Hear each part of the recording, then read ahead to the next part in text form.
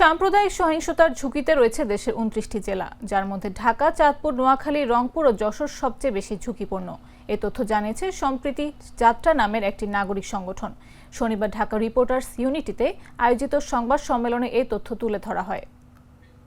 মন্দির, মাজার, আখড়া ও প্রান্তিক জনগোষ্ঠীর নিরাপত্তা শুধুমাত্র নৈতিক দায়িত্ব নয়, এটি রাষ্ট্রের সংবিধান অনুযায়ী আইনগত বাধ্যবাধকতা। আমরা বিশ্বাস করি সরকার, আইন শৃঙ্খলা বাহিনী, ধর্মীয় নেতা ও নাগরিক সমাজ একসাথে কাজ করলে বাংলাদেশের সম্প্রীতির ঐতিহ্য পুনঃপ্রতিষ্ঠা করা সম্ভব।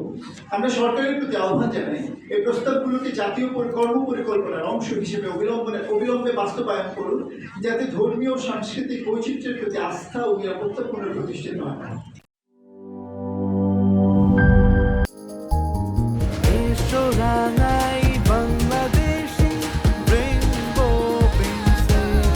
রেইনবো পেইন্টস, ছড়াও জীবনের রং।